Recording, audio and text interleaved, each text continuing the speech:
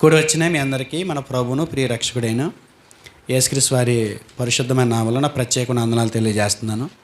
అల్పులమైన మనల్ని ప్రేమించి ఆ దేవాదేవుడు మరొక తరుణాన్ని సంఘంతో కలిసి ఆయన ఆరాధించడానికి ఆ తండ్రి అయిన దేవుడు మనకిచ్చిన సమయాన్ని బట్టి తండ్రి అయిన దేవునికి ప్రభుని క్రీస్తువారు ఇప్పుడు ఎల్లప్పుడూ యుగయుగాలు మహిమ కలుగును గాక. దేవుడు ప్రతి వారం మన ఆత్మస్థితిని బలపరచడానికి, పరలోకానికి నడిపించడానికి, పరలోకంలో ఆయనతో పాటు నిలబెట్టడానికి కావాల్సిన ఎన్నో ఆత్మ సంబంధమైన విలువైన జ్ఞాన సంగతులు దేవుడు ప్రతి వారం మనకు నేర్పిస్తూ వస్తున్నారు. గత వారం మనం ధ్యానించుకున్న అంశాన్ని బట్టి మన ఆత్మీయ జీవితం ఫలింపు లేకుండా ఉండటానికి పాడు చేస్తున్నటువంటి నక్కలు, గుంట నక్కల గురించిన సంగతులు మనం నేర్చుకున్నాం. ఈరోజు మరొక వర్తమానం ద్వారా మన ఆత్మీయ జీవితాన్ని బలపరచుకోవడానికి ఆ తండ్రి అయిన దేవుడు ఎన్నో గొప్ప అవకాశాలు కల్పిస్తూ ఈ దినము సన్నిధిని మనం అనుభవించడానికి ఇంకా సజీవ లెక్కల నుంచి మనల్ని నడిపించారు. ఈరోజు మన ఆత్మీయ జీవితానికి కావాల్సినటువంటి మాటలు మనం ఆలోచించే ప్రయత్నం చేద్దాం. ఈరోజు మనం ధ్యానించబోతున్న ధ్యానాంశం ఏంటంటే ధన్యజీవులు ఎవరు? ధన్యజీవులు ఎవరు? లేదనుకుంటే మీకు అర్థమవడం కోసం ఎవరు ధన్యులు? ఎవరు ధన్యులు? రెండు కోణాల్లో మనం ఆలోచించాలి. ఒకటి లోకపు భావన, ఒకటి పరలోకపు భావన. లోకంలో మనుషులు అనికిన విధానం ఆలోచించాలి. అలాగే పరమంది ఆశ్రయుడైన దేవుడు ఆయన భావనలు ఏంటో కూడా మనం ఆలోచించాలి. లోకపు భావనలో మనం కొన్ని సంగతులు ఆలోచించేద్దాం. ఎవరు ధన్యులు, ధన్యజీవులు ఎవరు అని మనం అడిగినప్పుడు ఒకప్పుడు లోకంలో బ్రతికొచ్చిన వాళ్ళమే కదా మనం కూడా. ఆ లోకంలో బ్రతికొచ్చిన అనుభవాలు మనకి ఉన్నాయి. అలాగే లోకంలో ఇప్పటికీ తిరుగుతున్నాం. వారు మన మధ్య తారసపడుతున్నారు. లోకంతో మనం బ్రతుకుతున్నాం, లోకంలోనే ఉన్నాం కాబట్టి వారి నుంచి వేరుగా బ్రతికినా వారితో సహవాసం చేసే పరిస్థితులు ఉన్నాయి కాబట్టి వారి భావన ఏంటో కొన్ని సంగతులు ఆలోచించే ప్రయత్నం చేద్దాం. ధన్యజీవులు ఎవరు ధన్యులు అని మనం అడిగినప్పుడు వాళ్ళు అంటారు గొప్ప పదవుల్లో ఉన్నవారు ధన్యులు అని. ఎవరు ధన్యులు? గొప్ప పదవుల్లో ఉన్నవారు ధన్యులు. ఇంకా మనం ఒక అడుగు ముందుకేసి అడిగితే ధనధాన్య సమృద్ధితో తులతూగేవారు ధన్యులు. తమ పనిలో నిపుణత కలిగిన వారు ధన్యులు.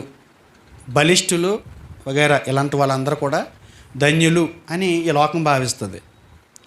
వాస్తవంగా ఈ లోకపు జనుల్లో ఉన్నటువంటి స్వభావం ఏంటంటే శరీర స్వభావం. అంటే ప్రకృతికి సంబంధించినటువంటి ఆలోచనలు, స్వభావాలతో మనం వారి మధ్య నివసిస్తున్నాం కాబట్టి అలాంటి స్వభావం కలిగినటువంటి వ్యక్తులకి వారి స్వభావాన్ని బట్టి గొప్ప వ్యక్తులు, ధన్యజీవులు ఎవరని మనం అడిగినప్పుడు గొప్ప గొప్ప పదవులు ఎవరైతే ఉన్నారో వాళ్ళే ధన్యులని, ఎవరైతే మంచి ఉద్యోగం చేస్తున్నారో వాళ్ళే ధన్యులని, ఎవరైతే కావలసినంత తరతరాలకి కావలసినంత ధనాన్ని సమకూర్చుకుంటారో వారే ధన్యులని, ఎవరైతే గొప్ప గొప్ప పనులు చేస్తారో, గొప్ప గొప్ప పనులు అంటే లోకంలో వాళ్ళే గనులని, వాళ్ళే ధన్యజీవులని మాట్లాడుతుంటుంది లోకం. కారణం ఏంటంటే వాళ్ళ స్వభావం అది. శరీరాన్ని బట్టి ఆలోచిస్తే, శరీర సంబంధమైన ఆలోచనలు బట్టి ఇలా మనకు అర్థమవుతుంది. అందుగురించే లోకస్తులు ఏం చేస్తారంటే ధనవంతుల్ని ఎక్కువగా ప్రేమిస్తుంటారు, పదవుల్లో ఉన్న వారిని ఎక్కువ ప్రేమిస్తుంటారు, జాబ్ చేసుకునే వాళ్ళు ఎక్కువ ప్రేమిస్తుంటారు. అది లోకంతో ఆగిపోలేదు, అది సంఘాల్లో కూడా ప్రవేశించింది. సంఘాల్లో కూడా ఏం ప్రవేశించిందంటే ఇలాంటివి కలిగి ఉన్నవారే ధన్యజీవులు, ఇలాంటి వారే ధన్యులు అనేటువంటి భావనలోనికి సంఘాల్లో కూడా కొంతమంది వ్యక్తులు వెళ్ళిపోయారు. అందు గురించి యాకోబు గారు మాట్లాడుతూ ఒక సందర్భంలో మాట్లాడారు. యాకోబు గారు యాకోబు రాసిన పత్రికలో 2వ అధ్యాయం 2వ వచనం చూడండి. ఎలాగనగా బంగారు ఉంగరం పెట్టుకుని ప్రశస్త వస్త్రములు ధరించుకొనిన ఒకడు మీ సమాజ మందిరములకు వచ్చినప్పుడు మురికి బట్టలు కట్టుకొనిన దరిద్రుడును లోపలికి వచ్చిన ఎడల మీరు ప్రశస్త వస్త్రములు ధరించుకొనిన వానిని చూచి సన్మానించి నీవిక్కడ మంచి స్థలమందు కూర్చుండమని చెప్పి ఆ దరిద్రునితో నీవక్కడ నిలువుమో లేక ఇక్కడ నా పాదపీఠం దగ్గర దిగువన కూర్చుండమని చెప్పినాడు. అంటే అప్పటికే సంఘాల్లో కూడా ఏమొచ్చిందంటే ఎవరు ధన్యజీవులు అని అంటే ఒకంత ధనాన్ని కలిగి ఉన్నవారు, వెండి బంగారాలు కలిగి ఉన్నవారు, ధనధాన్య సమృద్ధి కలిగిన వారు, గొప్ప గొప్ప పదవుల్లో ఉన్నవారు, వెండి బంగారాలు ధరించుకున్నవారు వీళ్ళ ధన్యులు అని అనుకునేటువంటి భావన లోకంలో ఉన్నట్లుగానే సంఘంలోనికి కూడా ప్రవేశించింది, సంఘాలలోనికి కూడా ప్రవేశించింది. ఇలాంటి కోవలు మనం వెళ్తున్నప్పుడు శరీర సంబంధమైన స్వభావం కలిగినటువంటి వ్యక్తుల ఆలోచనలు మనం కూడా కలిగి ఉన్నప్పుడు చాలామంది ప్రయత్నాలు ఎలా ఉంటాయో తెలుసా? మనం కూడా అలా ధన్యులు అనిపించుకోవాలి, మనం కూడా ఒకంత ఏదైనా ధనాన్ని సమకూర్చుకోవాలి, లేదని ఒక జాబు సంపాదించుకోవాలి. నేను అవి తప్పు అని నేను అంటలేదు, కానీ ఆ భావాలతోటే ఏదైనా ఒక రూపాయి ఉంటేనే, ఏదైనా ఒక మంచి ఇల్లు ఉంటేనే, ఏదైనా ఒక మంచి ఉద్యోగం ఉంటేనే ధన్యులు అని లోకం అనుకుంటుంది. కాబట్టి మనం కూడా అలాంటి ప్రయత్నాలు చేస్తే మనం కూడా ధన్యులు అనిపించుకోవచ్చు అనేటువంటి ఆలోచన ఎవరైతే దేవుని పిల్లలు కలిగి ఉంటారో అది తప్పు అవుతుంది. కానీ దేవుని పిల్లలు కూడా ఏ ప్రయత్నాల్లో ఉన్నారని అంటే ఆ ప్రయత్నాల్లో ఉన్నారు. ఏంటంటే లోకంలో తను ఏదో గొప్పవాడు అనిపించుకోవడానికి, లేదంటే గుర్తింపు కలిగిన వాడిగా అనిపించుకోవడానికి ఇలాంటి ప్రయత్నాలన్నీ చేస్తూ మేము కూడా ధన్యులమే అని లోకానికి చూపించుకునే ప్రయత్నం చేస్తున్నారు. ఒకవేళ సంఘంలో అలాంటి గుర్తింపు లేదనుకోండి, బయటనే దొరికిద్ది అనుకుని బయట అలాంటి ప్రవర్తన కలిగి ఉండి సంఘంలోకి వచ్చిన తర్వాత ఏదో వినయాన్ని నటిస్తూ కొంతమంది దేవుని పిల్లలు కొనసాగుతున్నారు. అలాగే లోకం బాగున్నదే. లోకానికి ధన్యులు ఎవరు అని అంటే ఏముండాలి? వాళ్ళకి డబ్బు ఉండాలి, ధనధాన్యాలు ఉండాలి, పదవులు ఉండాలి, ఇంకేముండాలి? మంచి బలిష్ఠుడై ఉండాలి, కండలు తిరిగినోడై ఉండాలి. వాడే ధన్యుడు లోకానికి ధన్యజీవులు అంటే వాళ్ళే కనపడుతున్నారు. నువ్వేంట్రా నువ్వు చాలా ధన్యుడు, నువ్వు పలానోడు ఇంట్లో పుట్టావు, ధనవంతుడైనా, నీకేంట్రా జాబ్ ఉన్న వాళ్ళు ఇంట్లో పుట్టావు, నువ్వు ధన్యుడివి. ఇలాగ మనోళ్ళే చీప్ ట్రిక్లు చేస్తూ తక్కువ చేసి మాట్లాడుతున్న పరిస్థితులు మనకు కనపడుతున్నాయి.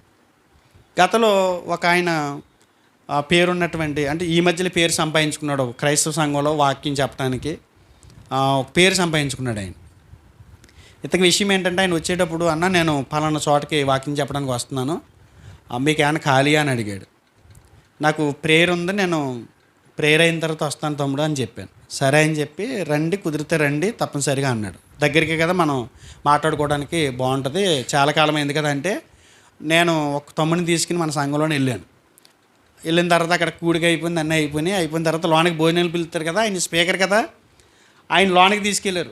జనాలు ఎగబడుతున్నారు, సినిమా యాక్టర్కి ఎగబడినట్టు, తొక్కిసలాట, సెల్ఫీలు తీసుకోవడానికి నలిగిపోతున్నారు. లోనికి తప్పించుకుని లోనికి వెళ్ళాడు ఆయన. వెళ్తే మేము ఆల్రెడీ మాట్లాడుకుని ఉన్నాం కదా, రమ్మని అన్నాడు కదా, సరే నేను కూడా అలా వెళ్తుంటే ఒక ఇద్దరు గుమ్మం దగ్గర నుంచి నన్ను వెనక్కి గెంటేశారు.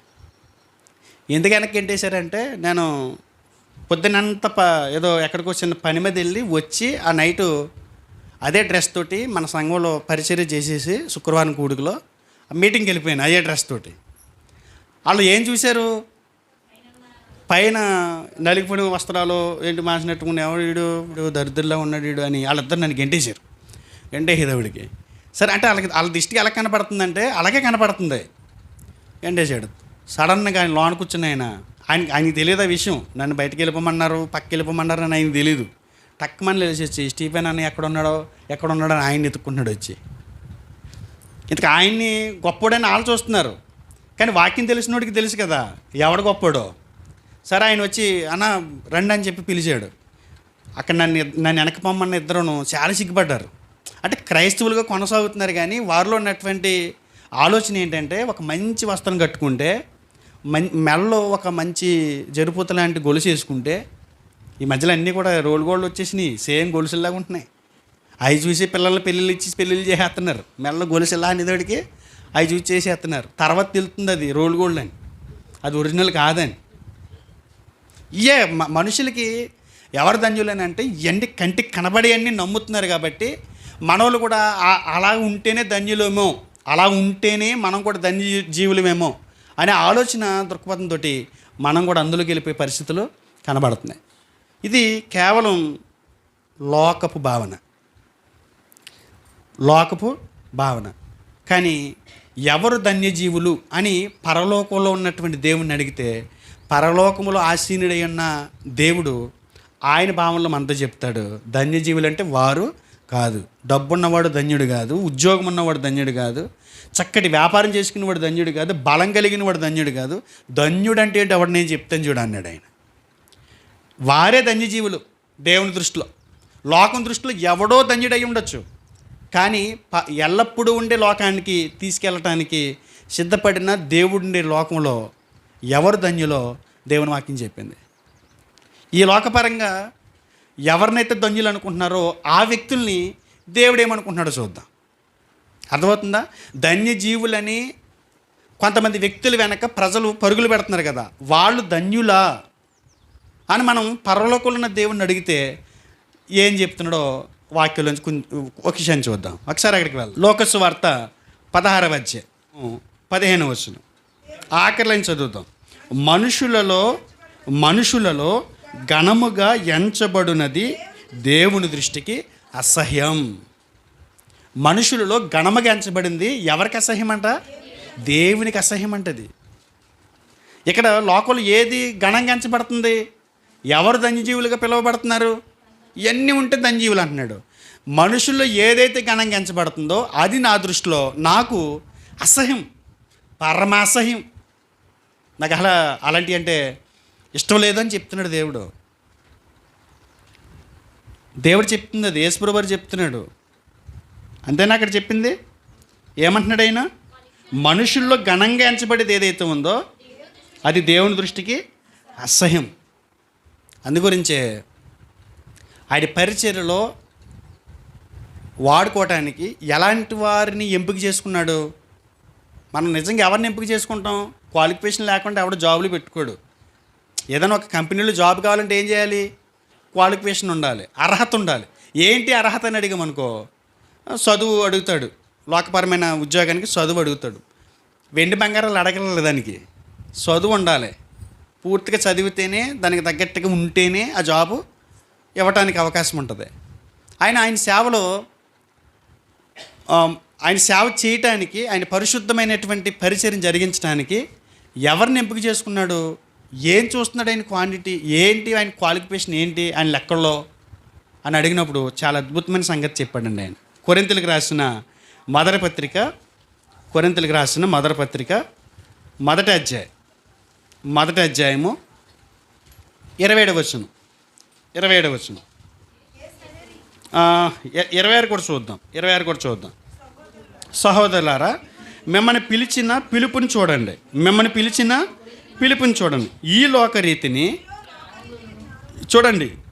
ఈ లోకరీతిని జ్ఞానులైనను గనులైనను గొప్పవారైనను అనేకులు పిలవబడలేదు. లోకరీతిని జ్ఞానులు కానీ, గొప్పవారు కానీ, గనులైన వారు కానీ అనేకులు పిలవబడలేదంట. కారణం ఏంటంటే చెప్పాడు ఆయన, ఏ శరీరియు దేవుని ఎదుట అతిశయింపకుండునట్లు జ్ఞానులను సిగ్గుపరచుటకు లోకమంది ఎవరిని ఎన్నుకున్నాడట? వెర్రివారిని ఎన్నుకున్నాడంట. వెర్రివారు ఆయన దృష్టికి ఎవరు? ధన్యజీవులు. ఎవరు ధన్యులు లోకానికి? జ్ఞానులు. లోకరీతిన జ్ఞానులు, గొప్పవారు, వాళ్ళు ధన్యజీవులైతే దేవుని దృష్టికి వెర్రివారు, బలహీనులు, నీచులైన వారు, తృణీకరింపబడిన వారు, ఎన్నిక లేని వారు ఆయన దృష్టిలో వీళ్ళ ధన్యజీవులు. ఇక మనం ముందుకు వెళ్తే ఇలాంటి సంగతులు దేవుడు మనతో మాట్లాడుతూ చెప్తున్న సంగతి. ఇక యేసుప్రభువు వారు మాట్లాడుతూ ఒక సందర్భంలో మాట్లాడతాడు. మత్తయి సువార్త 11వ అధ్యాయము 25-26 చూడండి. 25-26. ఆ సమయమున యేసు చెప్పినదేమనగా, తండ్రి, ఆకాశమునకును భూమికిని ప్రభువా, నీవు జ్ఞానులకును వివేకులకును ఈ సంగతులను మరుగు చేసి పసిబాలురకు బయలుపరచటం. తర్వాత వచ్చిన ఏముంది? ఆయన దృష్టికి అనుకూలం అంట. ఎవరి దృష్టికి అనుకూలం? ఆకాశమునకు భూమికి ప్రభు ఉన్న తండ్రి జ్ఞానులకు వివేకులకు ఈ సంగతులు మరుగు చేసి, గొప్పవారు అనుకున్న వ్యక్తులు ఎవరైతే ఉన్నారో, ధన్యజీవులని చెప్పబడుతున్న వారు ఎవరైతే ఉన్నారో వారికి మరుగుపరిచి ఎవరికి ఇచ్చావు? పసిబాలురు అంటే ఎవరు? చిన్నపిల్లలు కాదండి, మనమే. అంటే ఎన్నిక లేని వారిని తక్కువగా చూస్తున్నారు కదా, సంటి పిల్లలు చూస్తున్నారు. ఎంత ఎంత పెద్ద వయసు ఉన్నా సంవత్సరం నెలకి ఒక 25,000 రూపాయల శాలరీ ఉద్యోగం కలిగినటువంటి వ్యక్తి 70 సంవత్సరాలు ఉద్దుడు వెళ్ళినా సరే ఎలా చూస్తున్నాడు తెలుసు? చీపుగా చూస్తున్నాడు, సంటి పిల్లని చూసినట్టు చూస్తున్నాడు. అలా కూర్చో అంటున్నాడు. అట్లాడు ఏంటంటే వాడికి డబ్బే గొప్పడికి, డబ్బు కలిగి ఉన్నాను కాబట్టి అతనికంటే నేను గొప్పవాడిని, నేను ధన్యుణ్ణి అన్నట్టుగా మాట్లాడుతున్నారు. చూడండి, మన ఆఫీసుల దగ్గరికి వెళ్ళినప్పుడు చూస్తున్నాము చాలా సందర్భాల్లో పెద్ద చిన్న అనేది కూడా లేదు. వాళ్ళకున్న ఆ తప్పుడు ఆలోచన ఏంటంటే, మాకు ఉద్యోగం ఉంది, మేము ధన్యులం, మేమే గొప్పవాళ్ళం. డబ్బు లేనోడు వయసు ఉంటే ఏంటి, వయసు లేకపోతే ఏంటి, డబ్బు లేనోడు సంటి పిల్లోడే, పసిబాలురే అంట. అందుగురించి దేవుడు యేసుప్రభువారు అంటున్నాడు, పసిబాలురుకు ఇచ్చావు నువ్వు జ్ఞానం అంటే ఏంటో, వివేకం అంటే ఏంటో ఆలకిచ్చావు. ఈ లోకంలో ఘనమైంది ఆయన దృష్టికి నీచంగా కనబడుతుంది. ఈ లోకరీతిని జ్ఞానులైన వారు ఆయన దృష్టికి వెర్రివారిగా కనపడుతున్నారు. ఈ లోకానికి వెర్రివారైన వారు ఆయన దృష్టికి జ్ఞానుల్లా కనపడుతున్నారు. పరలోకపు భావనది, ఈ లోకపు భావన అది. ఎవరు ధన్యజీవులు చెప్పలేదండి మీకు. ఇంకా ఇలాంటి సందర్భాలు మనకి బైబిల్లో కనిపిస్తున్నాయి. ఈ లోకంలో దరిద్రుడు అంటే వస్త్రం లేనోడు, దరిద్రుడు అంటే తిండి లేనోడు, దరిద్రుడు అంటే ఉండటానికి గూడు లేనోడు. అందుగురించి మనం ఏమంటాం, కొన్ని సందర్భాల్లో మనల్ని కూడా మనం ఏమనుకుంటాం తెలుసా? నా ఎంత దరిద్రుడు ఇంకొకడు ఉండడో, నా ఎంత దరిద్రపు కొట్టిది ఇంకొకటి ఉండదో. ఏంటి దీనికి కారణం ఏంటి? ఉన్నవాళ్ళని చూసి ఈ లోకంలో ఎవరైతే గొప్పవాళ్ళు అనుకుంటున్నావు వాళ్ళని చూసి నువ్వు దరిద్రుడిగా నిందించుకుంటున్నావు. నేను ధన్యుని కాదు, నేను దరిద్రపురాలని, దరిద్రపు కొట్టదాన్ని, దరిద్రుణ్ణి అని చెప్పుకుంటున్నావు. కానీ దేవుడు ఈ లోకరీతిని దరిద్రులైన వారిని ఎలా చూశాడో తెలుసా? చూడండి ఒకసారి యాకోబు రాసిన పత్రిక 2వ అధ్యాయం 5వ వచనం 6వ వచనం చూడండి. నా ప్రియ సహోదరులారా ఆలకించండి. ఈ లోక విషయంలో దరిద్రులైన వారిని విశ్వాసమందు భాగ్యవంతులుగాను, తన్ను ప్రేమించే వారికి తాను వాగ్దానం చేసిన రాజ్యమునకు వారసులుగాను ఉండుటకు దేవుడు ఏర్పరచుకునలేదా? ఈ లోకరీతిని, ఈ లోక విషయంలో దరిద్రులైన వారు విశ్వాసమందు దేవుని దృష్టిలో ఎవరంట? భాగ్యవంతులంట, శ్రీమంతులంట. శ్రీమంతుడు ఎవరు? శ్రీమంతుడు ఎవరు? క్రైస్తవుడు. శ్రీమంతుడు క్రైస్తవుడు. నేను శ్రీమంతులుగా మిమ్మల్ని చేసుకోలేదా? నా రాజ్యానికి వారసులు మీరు కాదా? ఎవరిని? దరిద్రుల్ని, దరిద్రులు అనుకున్న వారిని. ఈ లోకంలో ధన్యజీవులు ఎవరు అని దేవుని దృష్టిలో అడిగితే ఏమీ లేనుడే ధన్యజీవుడు అంట. నిజంగా ఆయన మాటలు అలాగే ఉంటాయి. ప్రకృతి సంబంధికి తక్కువగా కనపడతాను అనుకోవచ్చు. సంపాదించడం రాక చేతకాక మీ పాస్టర్ గారు భలే చెప్తున్నాడు రా కవర్లని బయటికి వెళ్ళాక అనొచ్చు. కష్టపడి సంపాదించే రూపాయలు సంపాదించుకోవాలని చెప్పాలి, కానీ ఏమి సంపాదించకపోయినా కానీ నువ్వు భాగ్యవంతుడు అని చెబుతున్నాడు మీ పాస్టర్ గారా అని బయటికి వెళ్ళి సెటైర్ వేస్తారేమో. కానీ అక్కడికి వెళ్ళిన తర్వాత నువ్వు దరిద్రుడుగా కడు బీదగా కనపడతావు. పరలోకానికి వెళ్ళిన తర్వాత మేము భాగ్యవంతులుగా కనపడతాం. మా సంపాదన కంటికి కనబడేది కాదు, మీ సంపాదన కంటికి కనబడేది. మా సంపాదన ఎల్లప్పుడూ ఉండేది, మీ సంపాదన ఒక రోజుని ఉంటుందో ఉండదో గ్యారంటీ లేనిది కాదా? రక్షణ అనేది గొప్ప భాగ్యం. అదే చెప్తున్నాడు దేవుడు. అంటే దరిద్రుల్ని చాలామంది అవమానపరుస్తుంటారు, కానీ దరిద్రులు ఈ లోకమందు దరిద్రులేమే కానీ పరలోక విషయంలో వాళ్ళు భాగ్యవంతులు. అదే చెప్తున్నాడు దేవుడు. ఈ లోకపు తీరులో మనకంటే ఒక ఉన్నత స్థాయిలో ఉన్న వ్యక్తుల చేత మనం ఎలా చూడబడుతున్నాం? చులకనగా చూడబడుతున్నాం. అలా చూడబడుతున్నప్పుడు ఒక్కొక్కసారి మనకి ఏమనిపిస్తుంది అని అంటే చాలా బాధేస్తుంది. నేను కూడా 4 రూపాయలు సంపాదించుకుని ఉంటే వాళ్ళతో పాటు నేను కూర్చుందని కదా, నన్ను బయటికి గెంటేద్దరేంటి, నన్ను కూడా లోనకి రమ్మందరికి ఏం చూడకటిక. అసలు దేవుణ్ణి అడగండి ఎవడు భాగ్యవంతుడు చెప్తాడు ఆయన. ఎలా ఉందంటే లోకం పరిస్థితి ఎలా ఉందంటే, పాము నోటితో కప్పను పట్టుకుందంట. కప్ప పాము నోట్లో ఆల్రెడీ నలిగిపోతుంది. ఈ కప్ప మరో కీటకం తిందామని చూస్తుందంట. లోకం పరిస్థితి అలాగే ఉంది, అవునా కదా? అలాంటి పరిస్థితులు ఉన్నాయి. ఇలాంటి పరిస్థితుల్లో ఎవరు ధన్యజీవులు? అధికుల, అధముల, లేకపోతే వీరిద్దరికి మధ్యలో నిలిచినటువంటి మధ్య తరగతి వారా? ఎవరు ధన్యజీవులు? బైబిల్ ఎవరు ధన్యజీవులు అని చెప్తుంది? కొన్ని సంగతులు ఆలోచించారు. చాలామంది ధన్యులని చెప్పింది, చాలా రకాలైనటువంటి వివరణలు ఇచ్చింది బైబిల్. ఒక్కొక్కటి జాగ్రత్తగా పరిశీలన చేద్దాం. యేసుక్రీస్తు వారు ఈ భూమి మీదకి వచ్చినప్పుడు ఆయన ప్రపంచాన్ని వారి బోధల్ని తలకిందులు చేస్తూ ఎవరు ధన్యులో చెప్పాడు. క్రైస్తవ ప్రపంచం ఆనందించింది, ఈ లోకమైతే యేసు ప్రభువు వారిని చాలా తక్కువగా భావించింది ఆ మాటలు చెప్పినప్పుడు. ఎక్కడ కనపడుతుంది మనకి? ఆ ప్రసంగానికి కూడా టైటిల్ పెట్టారు, కొండ మీద ధన్యతల ప్రసంగం అని. ఏ ప్రసంగం? ధన్యతల ప్రసంగం. కొండ మీద ప్రసంగం సత్య సంబంధాలు మాట్లాడతారు. ధన్యతల ప్రసంగం, ధన్యత అంటే ఏంటో తెలిసినోడు మాట్లాడతాడు. ఎక్కడది? మత్తయి సువార్త 5వ అధ్యాయం. మత్తయి సువార్త 5వ అధ్యాయం 1 నుండి 12 వరకు రాసుకోండి. మత్తయి సువార్త 5వ అధ్యాయము 1 నుండి 12 వచనం వరకు. ఇక్కడ యేసుప్రభువు వారు ఆయన లెక్క ప్రకారం ధన్యజీవులు ఎవరో ఆయన భూనివాస కాలంలో మొట్టమొదటిగా ఒక అద్భుతమైనటువంటి దీర్ఘ ప్రసంగం చేస్తూ మాట్లాడాడు ఆయన. అందులో 9 సార్లు ఎవరు ధన్యులో చెప్పాడు. 9 సార్లు ధన్యులు అనే పదాన్ని ఎన్నిసార్లు వాడాడు ఆయన? 9 సార్లు వాడాడు. చూడండి, 3వ వచనం ఆత్మ విషయమై దీని లేని వారు ధన్యులు. 4వ వచనం దుఃఖపడివారు ధన్యులు. 5వ వచనం సాత్వికులు ధన్యులు. 6వ వచనం నీతి కొరకు ఆకలి దప్పులు గలవారు ధన్యులు. 7 కనికరము గలవారు ధన్యులు.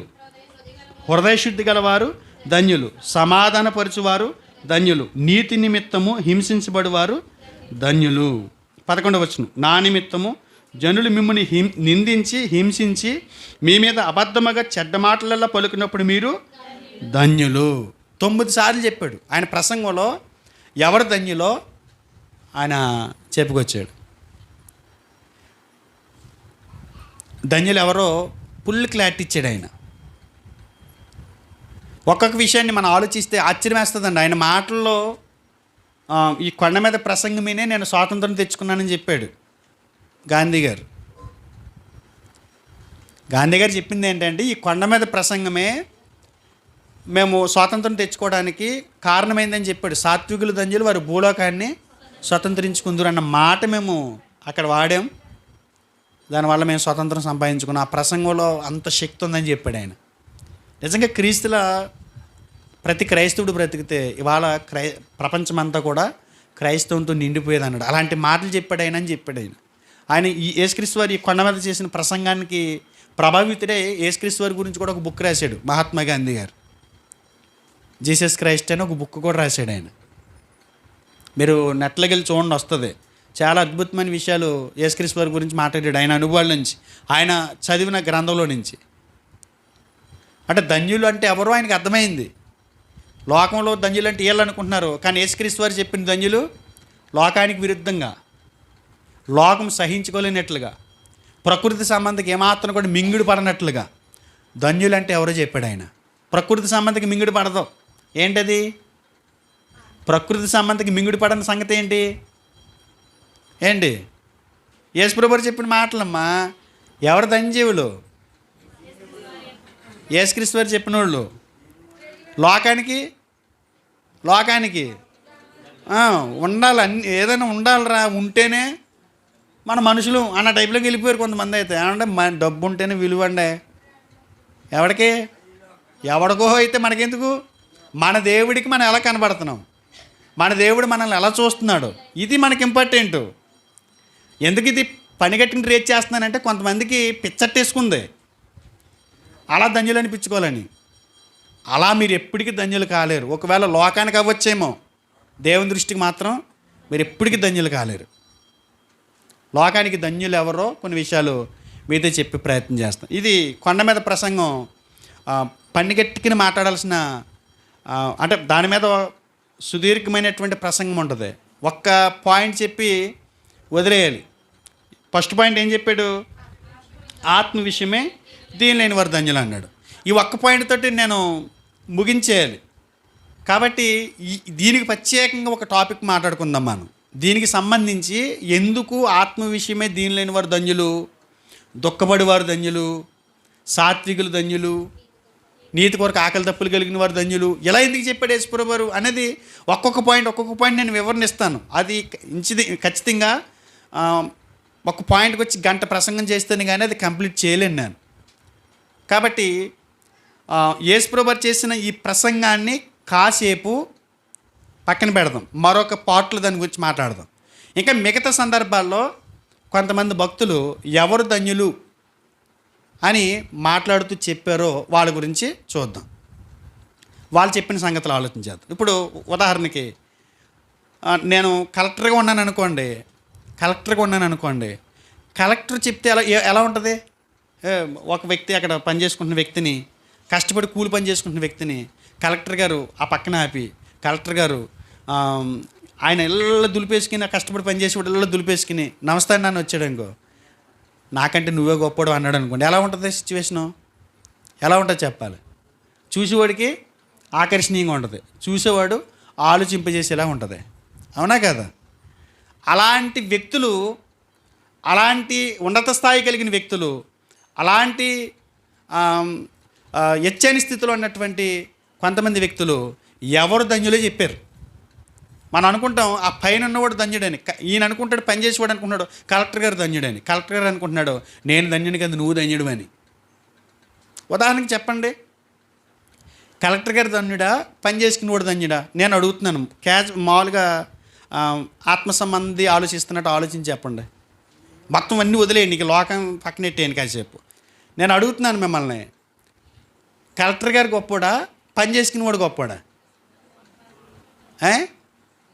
మరి కలెక్టర్ గారిని కాసేపు పక్కన పెడదాం అనుకోండి, కలెక్టర్ గారు అంటే మీకు తెలియదేమో.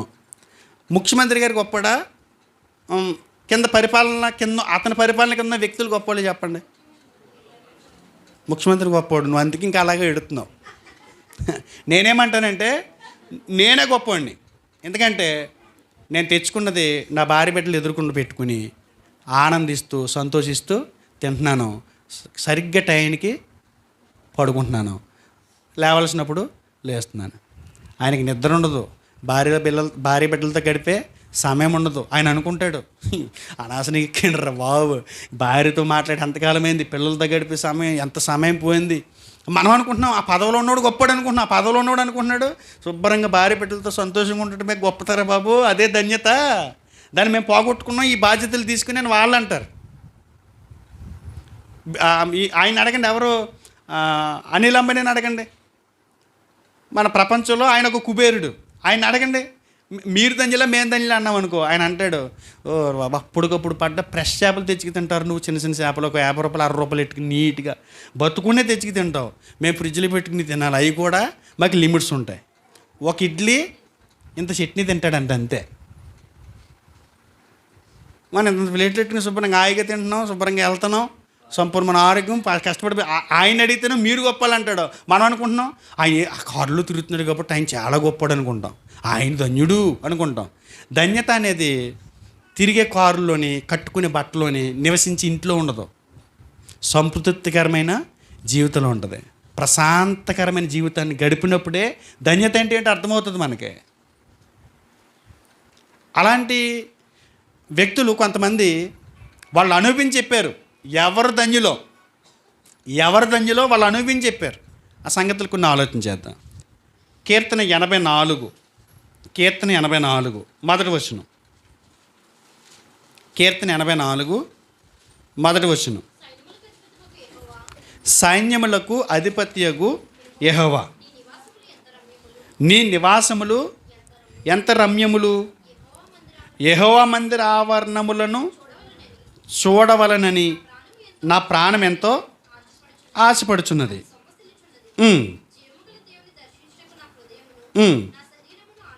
4వ వచనం ముందు చూద్దాం. 4వ వచనం కీర్తన 84:4.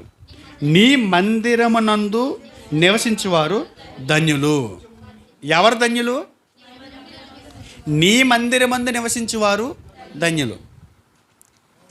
ఇది కోరహు కుమారులు రాసిన కీర్తన. కోరహు కుమారులు రాసిన కీర్తన. ఎవరు ధన్యులంట? నీ మందిరములో నివసించువారు ధన్యులు. అంటే మందిరంలో గడపటమే గొప్ప భాగ్యం, ధన్యత. వీళ్ళందరూ ధన్యులని అడిగితే దేవుడు అంటాడు, నా మందిరంలో నివసించే ప్రతి ఒక్కడు ధన్యుడు. మనకి మాత్రం ధన్యత కాదు, దండగా. 2 గంటల టైము దండగా అనుకుంటున్నారు చాలామంది. ప్రార్థన కానీ దేవుడికి వాళ్ళకి ప్రాణం మీదకి వస్తుంది. ప్రాణం మీదకే అయ్యయ్య గొడవ ఏంటో తెలియదు, కానీ ఆ ధన్యతను పోగొట్టుకుని 4 బట్టలు ఉతుక్కుంటానికి పక్కన ఇట్టేస్తాం. ఆ ధన్యత పోగొట్టుకోవడానికి 200-300 కిరాయికి వెళ్ళిపోతాం. ఆ ధన్యతను పోగొట్టుకోవడానికి లేనిపోని నెత్తి మీద ఎట్టుకుంటాం. నా మందిరంలో నివసించేవాడు ధన్యుడయ్యా అని ఆయన అంటుంటే ఏలేమంటారు? అది దండగా. భక్తులు మాట్లాడుతున్నారు. భక్తులు ఏమని మాట్లాడుతున్నారు? ఆయన మందిరం మంది నివసించేవారు ధన్యులు. ఆదివారం దేవుని మందిరంలో నివసించడం అనేది అది ధన్యత అంట, అది భాగ్యం అంట. అలాంటి భాగ్యాన్ని మనం పోగొట్టుకుంటున్నాం. కారణం ఏంటంటే ధన్యత అంటే మందిరంలో ఉండటం కాదు. ధన్యత అంటే 4 రూపాయలు దాచుకోవటం అని, 4 రూపాయలు సంపాదించుకోవటం అని. దౌర్భాగ్యకరమైన స్థితి ఏంటంటే ఇలాంటి విషయాలు తెలిసినా కూడా మనసుని పెట్టట్లేదు, చెవికి ఎక్కట్లేదు, హృదయానికి అర్థం కావట్లేదు. ఎన్నిసార్లు చెప్పి మనకి సిగ్గేస్తుంది తప్ప వినేవాడికి సిగ్గులేదు, అసలు పట్టింపే లేదు అని అంటాడు. కోరహు కుమారులు ఎందుకు చెప్పారు తెలుసా మాట? వాళ్ళకి ఒక సిచ్యువేషన్ వచ్చింది. మీరు ఇంటికి వెళ్ళిన తర్వాత చదవండి, సంఖ్యాకాండం 16 అధ్యాయంలో కనపడుతుంది.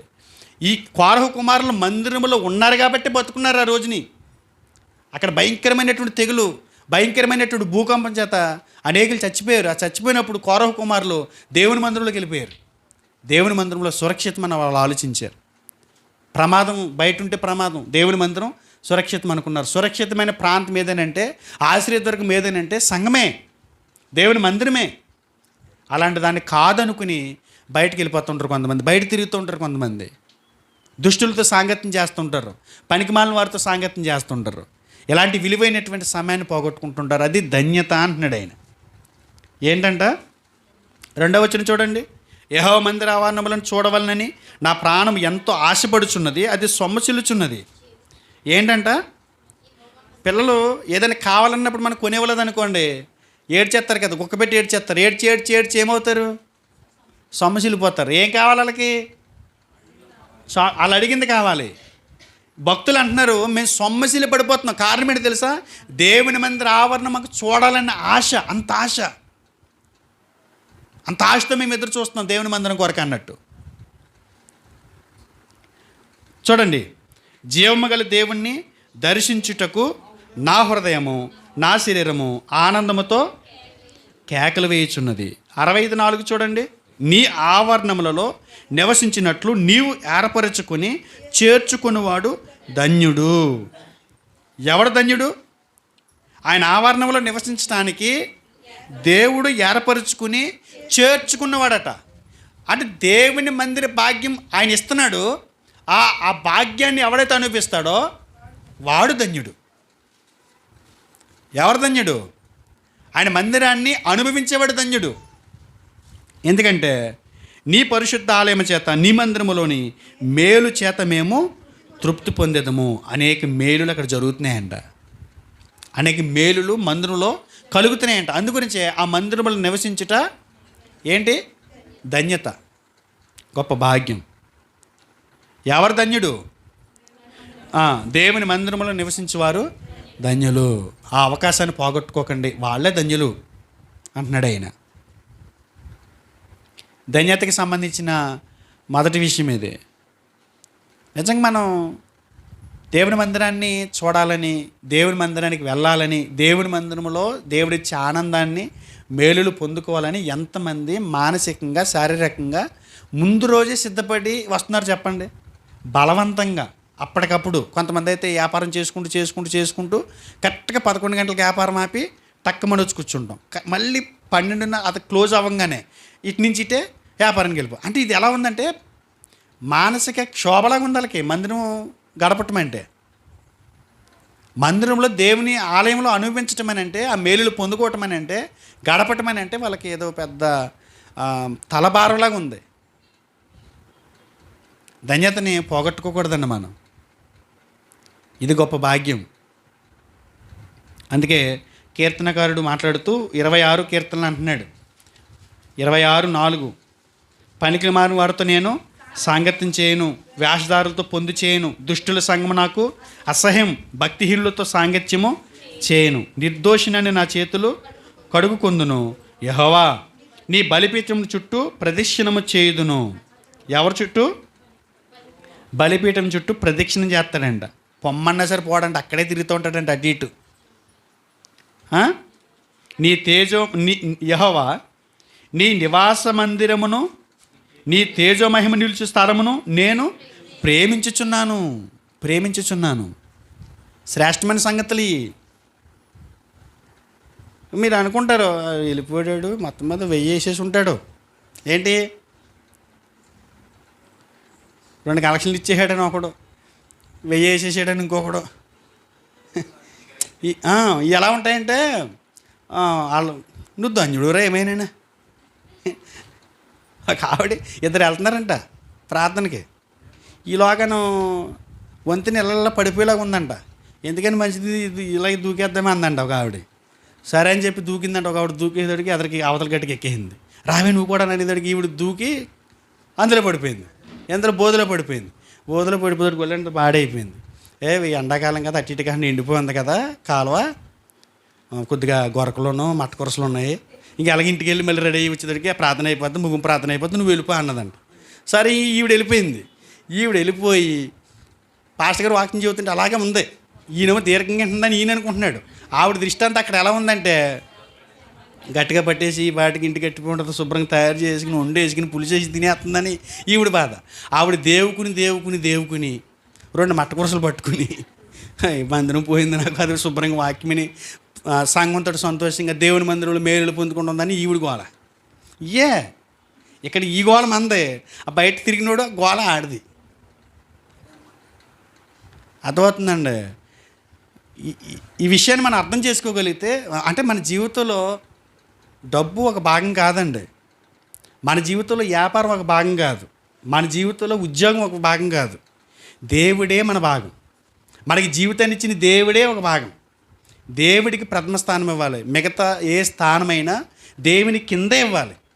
దేవుని కాదని నువ్వేది కట్టినా అది నిలబడదు, నష్టపోతావు. ఒకరోజు దాని నష్టం యొక్క పరిణామం వేరుగా ఉంటుంది. మనకి ఊపిరిని జీవాన్ని ఇచ్చినోడిని కాదని మనం ఎంతకాలం బతికి బట్ట కట్టగలం చెప్పండి. మన జీవితంలో దేవుడు అనేవాడు ఒక భాగం. ఆయన కాదనుకుంటే ఒక్క క్షణం ఊపిరిని వెనక్కి తీసుకుని వదలకుండా ఉంటే మనం చచ్చిపోతామంట. ఆయన శ్వాస నిశ్వాసాలు మనకు ఆయన వదులుతాడు చూసి మనం పీల్చుకుని శ్వాస తీసుకుంటాం, వదిలి దాన్ని నిశ్వాస అంటారు, పీల్చేదాన్ని శ్వాస అంటారు. ఆయన శ్వాస తీసుకుని వదులుతాడు కదా, నిశ్వాస ఊపిరి వదులుతాడు. ఇలా పీల్చుకుని మళ్ళీ వదులుతాం కదా, ఆ ఊపిరితో బతుకుతున్నాం అంట మనం. సరే అయితే అని పక్క తిరిగి పడుకుంటారు అలా శ్వాస తీస్తే. ఆయన తిరగక్కర్లేదు, అలా బిగబెట్టాడు అనుకో, ఒక్క 5 నిమిషాలు చాలు, పిట్టలు రాలినట్టు రాలిపోతారు. అలాంటి దేవుణ్ణి కలిగి ఉండి అలాంటి దేవుని మందిరాన్ని అనుభవించడానికి మనకి నొప్పిగా ఉంటుంది, బాధగా ఉంటుంది, పెద్ద చేయలేని భారంగా అనిపిస్తుంది దేవుని మందిరాన్ని అనుభవించడం. బలవంతంగా వస్తున్నారండి చాలామంది. ఒకరోజు ఖచ్చితంగా మీకు దాని ప్రతిఫలం ఏంటో తెలుస్తుంది, అలా భారంగా వచ్చేవాడికి. ఎవరు ధన్యుడు? దేవుని మందిరంలో నివసించేవాడు ధన్యుడు. కీర్తన 119 మొదటి వచనం. కీర్తన 119 మొదటి వచనం చూడండి. యెహోవా ధర్మశాస్త్రం అనుసరించి నిర్దోషముగా నడుచుకునివారు ధన్యులు. ఎవరు ధన్యులు అంటే తెలుసా? దేవుని చట్టాన్ని అనుసరించి నిర్దోషులుగా నడుచుకుని వారు ధన్యులంట. ఏ చట్టాన్ని ఫాలో అవ్వాలి? దేవుని చట్టాన్ని ఫాలో అవ్వాలంట. ఎవడు ధన్యుడు ఈ భూమి మీద? ఎవడు ధన్యుడు? దేవుని చట్టాన్ని ఫాలో అయ్యేవాడు. దేవుని చట్టం అంటే దేవుని న్యాయ విధులు. దేవుని న్యాయ విధులు అంటే ఆయన ప్రజలు ఎలా బ్రతకాలని కోరుకుని ఆయన మనసులో ఉన్నటువంటి మాటల్ని గ్రంథ రూపంలో మన చేతులు పెట్టాడో ఈ వాక్యం మనిషికి చట్టం అంట. ఈ వాక్యం ఏంటి? మనకి చట్టం. ఈ చట్టాన్ని ఫాలో అవుతూ ఎవడైతే నడుస్తాడో వాడు ధన్యుడంట. లోకం ఏమనుకుంటుంది? వాడు అక్రమంగా బతికేసి 4 రూపాయలు సంపాదించుకుని మూట కట్టుకుని పెద్ద భవనం కట్టుకుని లేకపోతే పెద్ద ఉద్యోగం సంపాదించుకుని కార్లు తిరిగితే ధన్యుడు అనుకుంటున్నాం. కానీ దేవుడు అంటున్నాడు వాడు ధన్యుడు కాదు. ఎవడు ధన్యుడో తెలుసా? నా చట్టాన్ని నువ్వు పాటిస్తున్నావు, నా చట్టాన్ని నువ్వు జవదాటట్లా, నా చట్టం ప్రకారం ఏం చేస్తున్నావు? నువ్వు నిర్దోషంగా నడుచుకుంటున్నావు, నువ్వు ధన్యుడివి అంటున్నాడు. ఈ లోకంలో చాలా చట్టాలు ఉన్నాయి. కొన్ని చట్టాలు ఎలా ఉంటాయంటే మనుషులకి చుట్టాలుగా మారిపోతుంటాయి. కొన్ని చట్టాలు ఎలా ఉంటాయంటే చాలా బాగుంటాయి. కానీ రాజకీయ నాయకులు సొంత లబ్ధి కొరకు ఆ చట్టాలను కూడా మార్పులు చేసి చట్టాన్ని దుర్వినియోగం చేస్తూ ఉంటారు. ఆ చట్టాలు ఎలా మారిపోయినాయి తెలుసా? దేవుని చట్టానికి మనుషుల చట్టాలకి డిఫరెంట్ చెప్తున్నాను మీకు. మొన్న ఒక 15 రోజుల క్రితం ఒక భార్య బతుకుండగా నీకు భార్య నచ్చకపోతే ఇంకొక ఆమెను చేసుకో, తప్పు లేదంట. ఏ చట్టం ఇది? లోక చట్టం. దేవుని చట్టం నీకు ఇష్టం ఉన్నా లేకపోయినా మరణం తప్ప ఏది మిమ్మల్ని వేరు చేయకూడదు. మీరు కలిసే ఉండాలి, కలిసి నడవాలి. అది దేవుని చట్టం. మానవుల చట్టం ఎలా ఉంది? మారిపోతున్నాయి.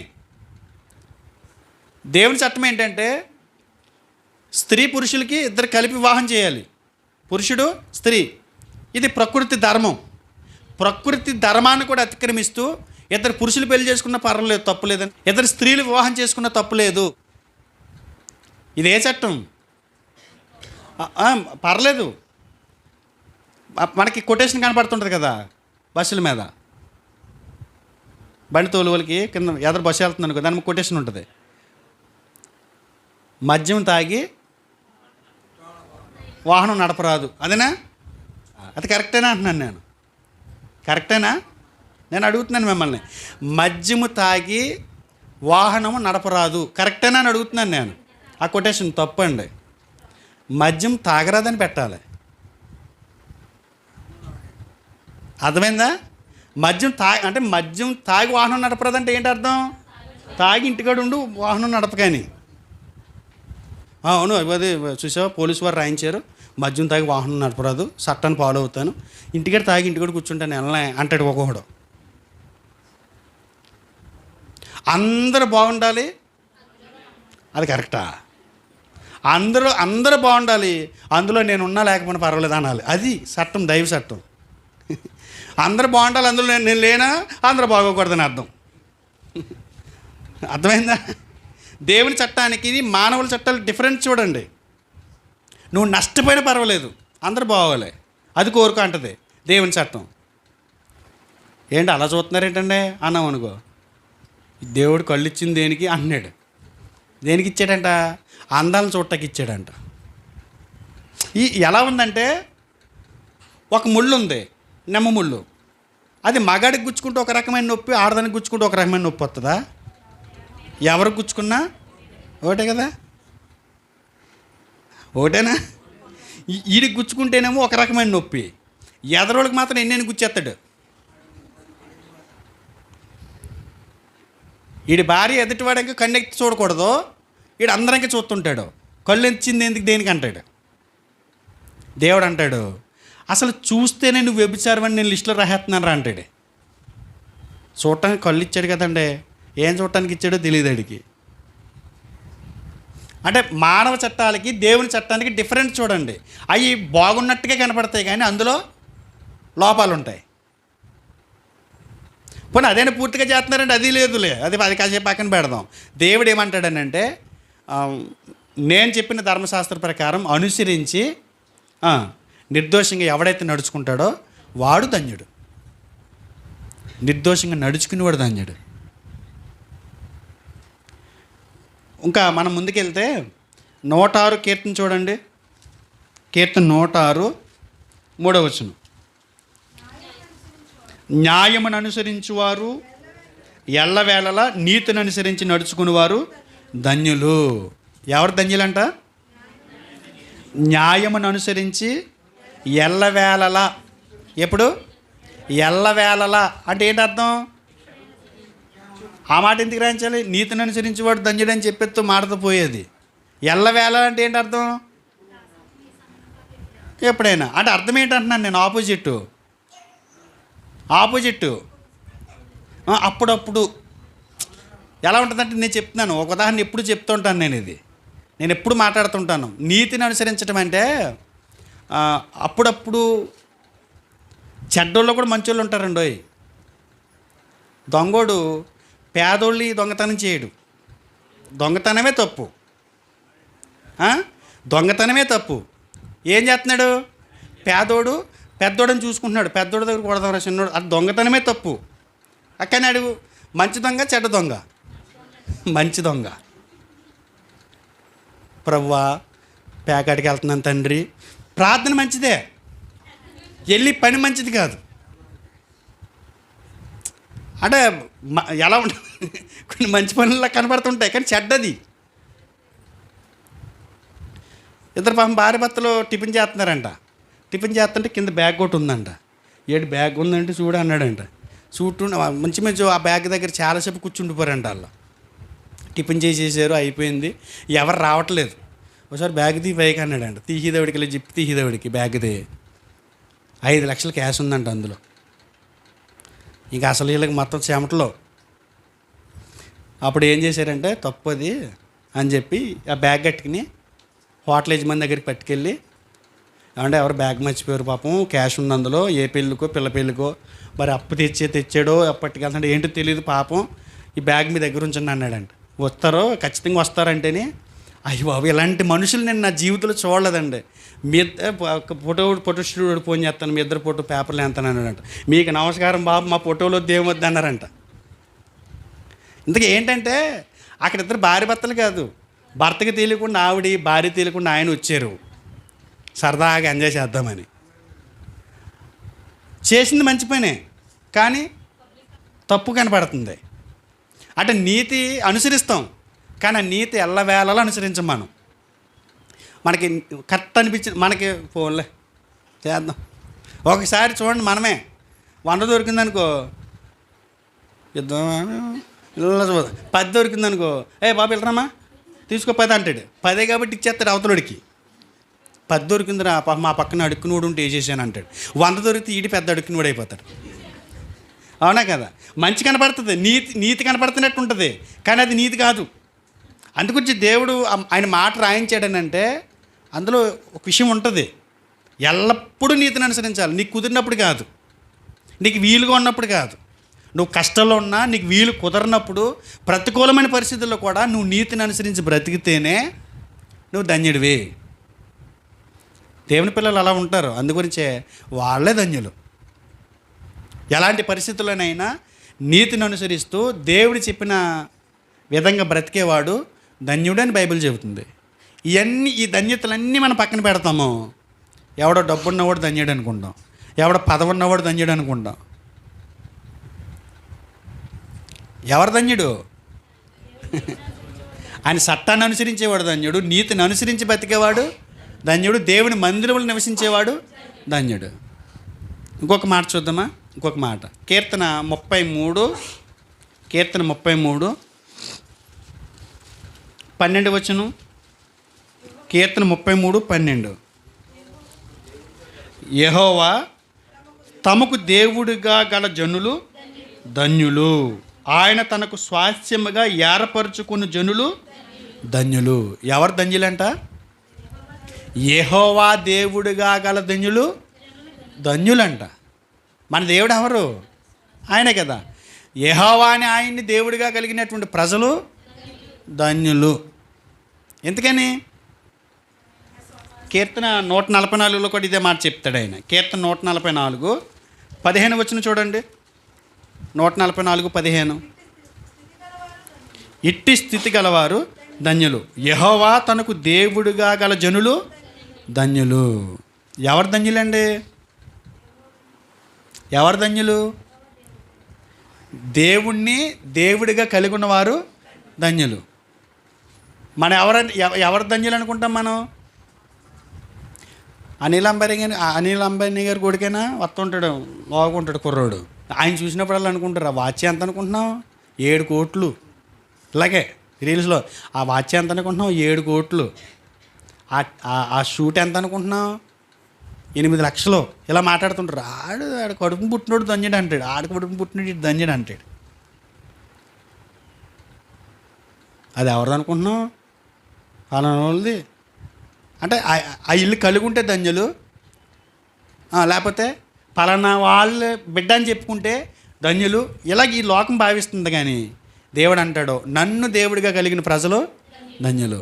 ఎందుకంటే ఆయన అన్ని రకాలైనటువంటి సెక్యూరిటీ మనకి ఇస్తాడు. ఆయన ఒక తండ్రిగా ఉన్నాడు, ఆయన ఒక తల్లిగా ఉన్నాడు, ఒక సెక్యూరిటీగా ఉన్నాడు ఆయన. అసలు అలాంటి దేవుణ్ణి కలిగిన ప్రజలకు మనం ధన్యులం. ఒకసారి చూడండి, యెషయా గ్రంథం 66:13. యెషయా గ్రంథము 66:13. ఒకని తల్లి వానిని ఆదరించినట్లు నేను మిమ్మను ఆదరించదును. ఎలా ఆదరిస్తారంటండి? ఒకని తల్లి వానిని ఆదరించినట్లు. అంటే దేవుడు మనకెవరు? తల్లి. చూడండి, దేవుడు ఎవరు మనకి? తల్లి. మనం చాలామంది బాధపడుతుంటారు, నేను తల్లి ప్రేమ పొందుకోలేకపోయాను అని. అసలు తల్లి ఎలా ప్రేమించాలి అని ఎవరు చెప్పారు? ఇప్పుడు జంతువుల్లో చూడండి, పిల్లల కుక్క చంపేస్తుంది దరిదాపులకి వెళ్ళామంటే, పిల్లలు పెట్టిన పంది చంపేస్తుంది దగ్గరికి వెళ్ళామంటే. ఆఖరికి కోడి పిల్లల తల్లి కూడా ఏం చేస్తుంది? అసలు పొడి చేద్ది, మామూలుగా ఉండదు. నిన్న రీల్స్లో వచ్చింది, కారు వెళ్తుంది, ఆ చిన్న పక్షి పిల్ల అలా ఉంది, ఆ పక్కనే తల్లి ఇలా నడుచుకుంటూ వెళ్తుంది. కారు వెళ్తుంది, ఆ కారు శబ్దానికి టక్ మిల్లలో వచ్చేసి ఆ డ్రైవర్కి చెప్పేస్తుంది, ఇక్కడ పిల్ల ఉంది, ఇలా రాక ఈ పక్క రాకని చెప్పేస్తుంది. అసలు దానికి ఎంత పడితే ఇది పని చేస్తుందా? కనీసం అది ఏ పక్షి కూడా ఆనమలు తెలియదు, దానికి ఎంత పడ్డదండి చక్కెర కింద. అంటే తన ప్రాణం పోయినా పర్లేదు, తన బిడ్డ కావాలి. జీవుల్లో కానీ మనుషుల్లో కానీ తల్లి ప్రేమ ఇలా ఉండాలి అని ఎవరు చెప్పారు? సృష్టించిన వాడు ఆ ప్రేమ అందులో పెట్టాడు. సృష్టించిన వాడు ఆ స్త్రీమూర్తిలో ఆ తల్లి ప్రేమ పెట్టాడు. సృష్టించిన వాడికి తల్లి లేదు, ఆ తల్లి ప్రేమ ఎలా ఉంటుందో సృష్టించేసిన వాడికి తెలుసు. అలాంటి సృష్టికర్తను కలిగి ఉన్న ప్రజలుగా మనం ఎవరు? ధన్యులం. తల్లి ప్రేమ అని చూపిస్తాడంట. కానీ ఎవరి ప్రేమ నోచుకోలేదని బాధపడుతుంటాం మనం? తల్లి ప్రేమ నోచుకోలేదని బాధపడతాం. ఒకని తల్లి అతనిని ఆదరించినట్లు, ఒకని తల్లి తనని గారవించినట్లు నేను గారం పెడతాను అంటున్నాడు ఆయన. తల్లి ప్రేమ ఆయన దగ్గర ఉంది. అలాంటి దేవుణ్ణి మనం కలుగున్నాం. తల్లి ప్రేమ కావాలంటే ఆయన దగ్గర చూడు. ఇంకొక మాట చూడండి, 63:16 యెషయా గ్రంథంలోనే.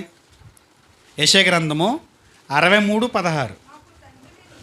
మాకు తండ్రివి నీవే. ఎవరు? మాకు తండ్రివి నీవే. దేవుడి గురించి మాట్లాడుతూ ప్రవక్త మాట్లాడుతున్నాడు, మాకు తండ్రివి నీవే. అంటే ఆయన ఎవరు? తండ్రి. తండ్రి ప్రేమ ఆయన దగ్గర ఉంది, తల్లి ప్రేమ ఆయన దగ్గర ఉంది. మిమ్మల్ని సృష్టించిన సృష్టికర్త మీకు భర్త అయి ఉన్నాడు. భర్త అంటే భరించేవాడు, బాధ్యతగా తీసుకునేవాడు. భర్త లేడని బాధపడకూడదు, తండ్రి లేడని బాధపడకూడదు, తల్లి లేదని బాధపడకూడదు. స్నేహితుడు అబ్రహాముతో ఒక స్నేహితుడు ఎలా అయితే సంభాషిస్తాడో అలా నేను స్నేహితుడిగా వలె అబ్రహాముతో సంభాషించాను అంటాడు. అంటే దేవుడు స్నేహితుడు, దేవుడు తండ్రి అయితే, దేవుడు తల్లి అయితే, దేవుడు భర్త అయితే, దేవుడు స్నేహితుడు. అంటే ఒక స్నేహితుడిగా నేను కొంతమందికి న్యాయం చేయగలను. నా పిల్లలకి నేను స్నేహితుడిగా ఉండలేను. నా సంఘస్థులకి నేను స్నేహితుడిగా ఉండలేను. నేను నా భార్యకి నేను భర్తగా ఉండగలను అంతే. నా పిల్లలకి తండ్రిగా ఉండగలను అంతే. కానీ దేవుడని ఆయన సమస్త మానవాళికి అన్ని కోణాల్లో ఆయన ప్రేమను పంచగలడు. అలాంటి దేవుణ్ణి కలిగి ఉన్న మనం ధన్యులం. తల్లి ప్రేమ కావాలన్నా అక్కడ దొరికిద్ది, తండ్రి ప్రేమ కావాలన్నా ఆయన దగ్గర దొరికిద్ది, స్నేహితుడి ప్రేమ కావాలన్నా ఆయన దగ్గర దొరికిద్ది. సెక్యూరిటీ గార్డ్, కోడి తన రెక్కల కింద తన పిల్లల్ని ఎలా కాపాడుతుందో అలా నేను కాపాడుతాను అన్నాడు. చూడండి, గద్దనైనా చంపేస్తుంది, గద్దనైనా చంప అవతల వాడద్ది, ఎలక్ట్ చేస్తుంది. ఏదైనా ప్రమాదం వచ్చేసరికి అరుస్తుంది, సిగ్నల్స్ ఇస్తుంది. ఆ కోడి పిల్లలన్నీ ఎక్కడికి వచ్చేస్తాయి? రెక్కల కిందకి వచ్చేస్తాయి. టక్ టక్ టక్ మని సర్దేస్తుంది. ఒక కోడి తన పిల్లల్ని ఎలా కాపాడుతుందో అలా కాపాడేవాడు మన దేవుడు. నేను ఐగుప్తులో నుంచి అరణ్య ప్రయాణంలో మిమ్మల్ని ఎలా తీసుకొచ్చాను తెలుసా? పక్షిరాజు తన రెక్కల మీద ఎక్కించుకుని ఎలా తీసుకొచ్చుతో అలా తీసుకొచ్చాను అంటాడు. పక్షిరాజు ప్రేమ ఎలాంటిది మీరు చూడండి. పక్షిరాజు ట్రైనింగ్ ఇస్తుందంట అట్ల పిల్లలకి. చూసారు ఎప్పుడైనా? అది ఏం చేస్తుంది తెలుసా? ఒక ఏదైనా ఎర్ర పట్టుకెళ్తున్నప్పుడు జారిపోయింది అనుకోండి, ఆ గోడలోంచి జారిపోయింది అనుకోండి, దాన్ని ఏం చేస్తుంది? కింద మన చేతిలో ఉన్నది జారిపోయినప్పుడు ఏం చేస్తాం? ఇలా పట్టుకుంటే వంగుతాం. ఇంకా దొరకలేదు అనుకో, మళ్ళీ చేతితో ట్రై చేస్తాం, ఇలా ట్రై చేస్తాం కదా. అలాగే పక్షిరాజు పైకంటే పిల్లల్ని తీసుకెళ్ళిపోయి ట్రైనింగ్ ఇస్తుందంట. అది ఆహారం నీ నోటను పట్టుకున్నా లేకపోతే కాళ్ళతో పట్టుకున్నా ఆహారం జారిపోతే ఎలా పట్టుకోవాలో ట్రైనింగ్ ఇస్తుందంట. దేవుడు పక్షిరాజు వలె ఈ పరలోకపు యాత్రలో ఇజ్రాయేల్ ప్రజలకు అరణ్య యాత్రలో ఉపాధ్యాయుడిగా పాఠాలు నేర్పించినట్లు మనం కలిగి ఉన్న దేవుడు ఈ యాత్రలో మనకు పాఠాలు నేర్పిస్తున్నాడు. ఎలా బతకాలో నేర్పిస్తున్నాడు. ఒక ఉపాధ్యాయుడిగా, ఒక సెక్యూరిటీ గార్డ్గా మనల్ని కాపాడుతున్నాడు. అలాంటి ఆయన్ని దేవుడిగా కలిగిన మనం ఎవరు? ధన్యులు. కారులో తిరిగివాడు ధన్యుడు కాదు. పెద్ద పెద్ద భవనాల్లో ఏసీలో వాడు పడుకునేవాడు, గడిపేవాడు ధన్యుడు కాదు. ఎవరు ధన్యుడు చెప్పండి? ఇప్పుడు ఎవరు ధన్యజీవులు? దేవుని మందిరములో నివసించేవారు ధన్యులు. ఎవరు ధన్యులు? న్యాయాన్ని నీతిని అనుసరించి బ్రతికేవారు, ఎల్లప్పుడూ నీతిని అనుసరించి బ్రతికేవారు ధన్యులు. ఎవరు ధన్యులు? దేవుని చట్టాన్ని ఫాలో అయ్యేవాడు ధన్యుడు. ఎవరు ధన్యుడు? యెహోవాని దేవుడిగా గల జనులు ధన్యులు. అన్ని కార్యాలు ఆయన చేయగలిగాడు. మన జీవితాల్లో కూడా ఇవి చేస్తాను. నేను చిన్నవి చెప్పాను మీకు, ఎందుకంటే మత్తయి సువార్త 5వ అధ్యాయం వివరణ దేవుని చిత్తమైతే మరొక సందర్భంలో ఇచ్చే ప్రయత్నం చేస్తాను. అక్కడ ఆ ధన్యత అనేది చాలా ప్రాముఖ్యమైన విషయాలు చెప్పుకొచ్చాడు. ప్రకృతి సంబంధికి ఏమాత్రం అయ్యి అంగీకారం కానటువంటి ధన్యతలు అవి యేసుప్రభువు వారు చెప్పినాయి. తట్టుకోలేరు. ఆ మాటలు పూర్తిగా అన్నామనుకోండి, తట్టుకోలేరు వాళ్ళు. కానీ ఆత్మానుసారులైన దేవుని బిడ్డలకి ఆ ధన్యతలు చాలా ఆనందాన్ని ఇస్తాయి. ఆ ధన్యతలు తెలుసుకున్న తర్వాత మేము ఎంత ధన్యులము అనే సంగతిని ఆత్మానుసారులు గ్రహిస్తారు. ఈ ధన్యతని మీరు గుర్తెరగాలని కోరుకుంటున్నాను. మనలో కొంతమంది వారు కలిగి లేని దాన్ని బట్టి దాన్ని ఏదైనా సంపాదించాలని కోరుకుంటూ దేవుడిచ్చిన ధన్యతలను పోగొట్టుకుని పనికిరాని లోకం దృష్టిలో గొప్పవనుకున్న వాటి కోసం వెంపర్లాడుతున్నారు, పరుగులాడుతున్నారు. కానీ దేవుడిచ్చే దేవుని దృష్టిలో, పరలోకపు దృష్టిలో ధన్యతలు వేరు, ఆ ధన్యులు వేరు, ఆ ధన్యజీవులు వేరు. గుర్తిస్తారా? ఆమోదయోగ్యమేనా? మీకు తలపోటు కింద ఉందా? ఏదైనా మేము ఒక టార్గెట్ పెట్టుకున్నాం, అది రీచ్ అయిపోదాం అనుకున్నాం, అవదా? అయితే ఏమన్నా అవసరం లేదా అని నేను అంటలేదు. నేను అవసరం లేదని అంటలేదు. అర్థమైందా? వాటికి ప్రిఫరెన్స్ ఇవ్వద్దు అంటున్నాను. అవి ప్రాముఖ్యమైనది కాదంటున్నాను నేను. అవే శాశ్వతమని అంటలేదు. గుర్తించండి. ఈ విషయాలు దేవుడు మనల్ని ఆలోచింపజేయాలని కోరుకుంటూ ఈ మాటలు ముగిస్తున్నాను. చిన్న ప్రార్థన చేసుకున్నాను.